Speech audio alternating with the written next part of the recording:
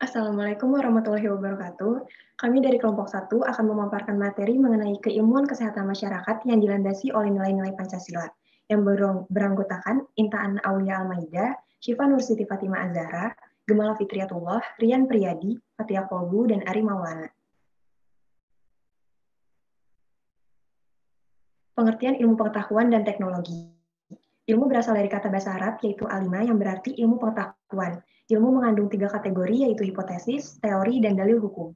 Sedangkan hipotesis merupakan dugaan pikiran berdasarkan sejumlah data. Selanjutnya ada pengetahuan. Pengetahuan berasal dari kata knowledge yaitu kepercayaan yang benar.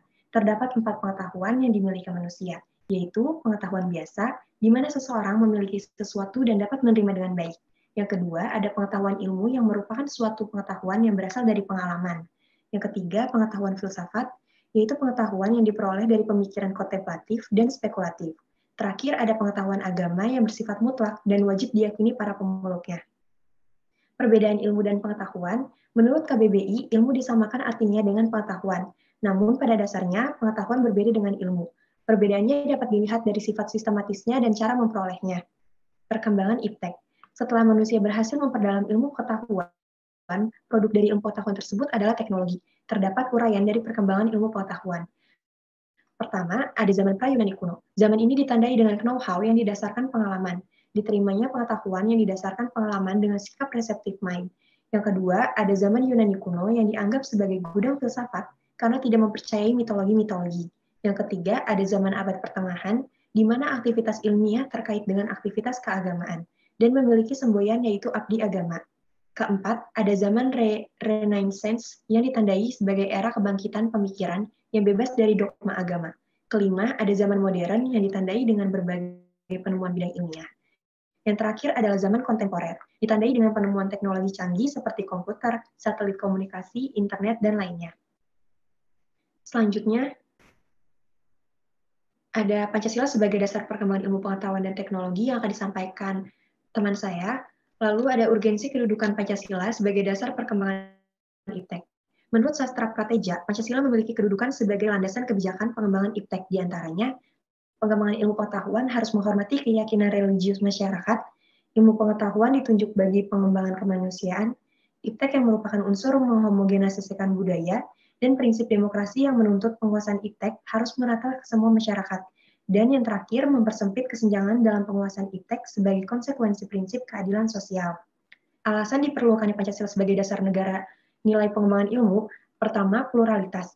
Nilai yang berkembang dalam kehidupan bangsa Indonesia seiring dengan kemajuan iptek menimbulkan perubahan dalam cara pandang manusia tentang kehidupan. Yang kedua, ada dampak negatif yang ditimbulkan dari kemajuan iptek terhadap lingkungan hidup berada dalam titik nadir yang membahayakan eksistensi manusia di masa yang akan datang.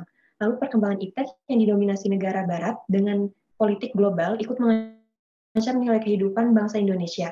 Sementara itu, alasan Pancasila dijadikan dasar pengembangan iptek adalah kerusakan lingkungan yang ditimbulkan oleh adanya iptek mengakibatkan generasi yang akan datang menerima risiko rawan bencana dan penggunaan benda teknologi yang menggantikan peran nilai-nilai luhur. Yang terakhir adalah gaya hidup global menggantikan peran nilai kearifan lokal. Selanjutnya, dinamika dan tantangan Pancasila sebagai landasan pengembangan iptek. Satu, ada kapitalisme yang menguasai perekonomian dunia yang mengakibatkan terbatasnya ruang penerapan Pancasila sebagai dasar pengembangan iptek. Kedua, globalisasi yang menyebabkan lemahnya daya saing bangsa Indonesia dalam pengembangan iptek sehingga Indonesia lebih berkedudukan sebagai konsumen daripada produsen.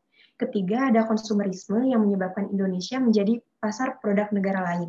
Yang keempat, ada pragmatisme yang berorientasi pada 3 ciri, yaitu keberhasilan, kepuasan, dan hasil mewarnai perilaku kehidupan masyarakat Indonesia.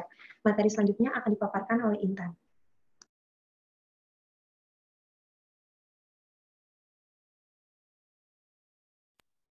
Pancasila yang pertama yaitu satu ketuhanan yang Maha Esa, yang dimana ketuhanan yang Maha Esa ini akan berusaha untuk menjadi tenaga kesehatan yang bekerja di bidang dengan penanggung yang penuh rasa tanggung jawab, yang dimana seperti tenaga kesehatan yang mengakui dibekali banyak ilmu, bahkan mengerti dengan pemahaman tentang konsep ketuhanan yang Maha Esa, akan berusaha untuk menjadi tenaga kesehatan yang bekerja di bidangnya dengan penuh rasa tanggung jawab. Dan hati yang lurus untuk senantiasa berusaha membentuk bahkan menciptakan kesehatan lebih baik dengan melayani sepenuh hati.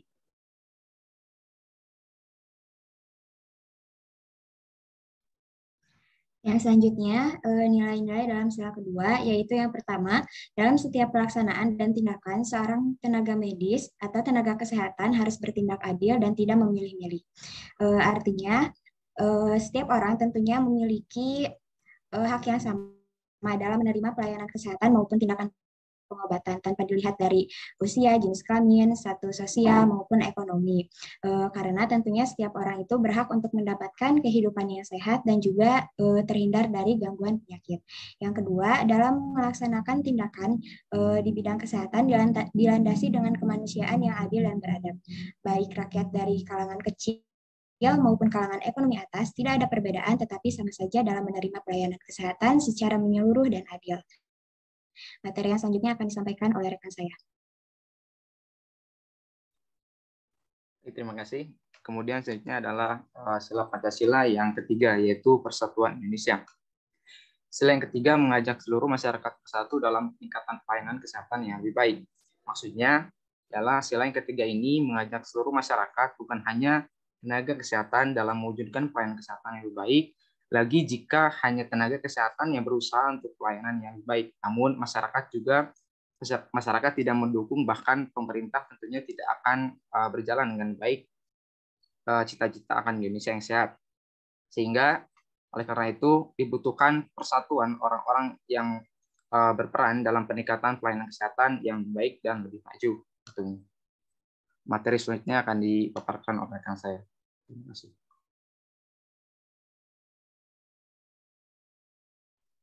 Pancasila sila keempat. Perwujudan sila keempat dalam lingkup kesehatan dapat dilihat dalam peran masyarakat dalam berpartisipasi pada pengelolaan dana desa di bidang kesehatan.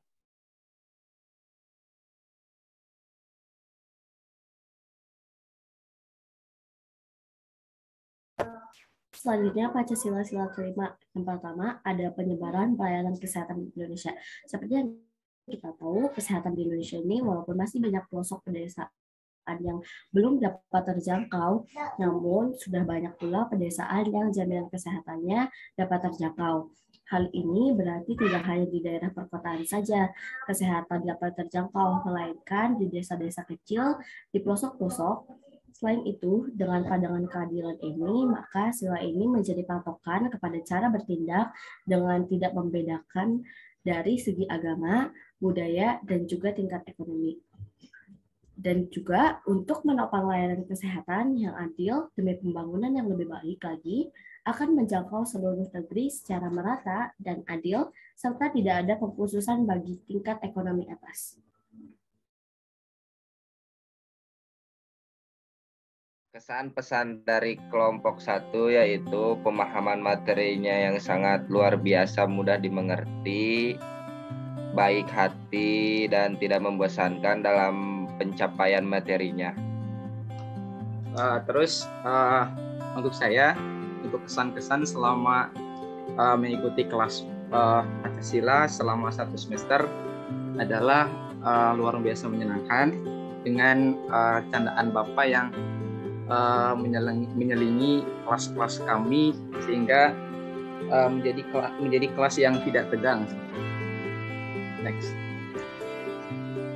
Selanjutnya kesan dari saya, bapaknya baik, terus abis itu bucin, apalagi suka bucin dengan yang Geraldine, jadi suka ngelawak aja gitu di kelas, jadi tidak tegang. Lanjut. Kesan saya selama mengikuti perkuliahan Pancasila selama semester 1 ini yaitu sangat menyenangkan dan juga mengesankan. Cara mengajarnya juga tidak membosankan, sehingga materi yang disampaikan juga mudah dipahami. Juga dalam mata kuliah Pancasila selalu dilatih untuk bertanya, penggunaan media belajar juga bermacam-macam, tidak hanya melalui Zoom saja. Jadi banyak sekali ilmu bermanfaat yang saya dapatkan dari mata kuliah Pancasila selama semester 1 ini. Menurut saya bapaknya baik dan humor sehingga saat pembelajaran virtual pun tidak mudah mengantuk karena diselingi oleh kehumoran Bapak. Kesan dari saya merasa senang karena Bapak dapat menyampaikan materinya dengan baik.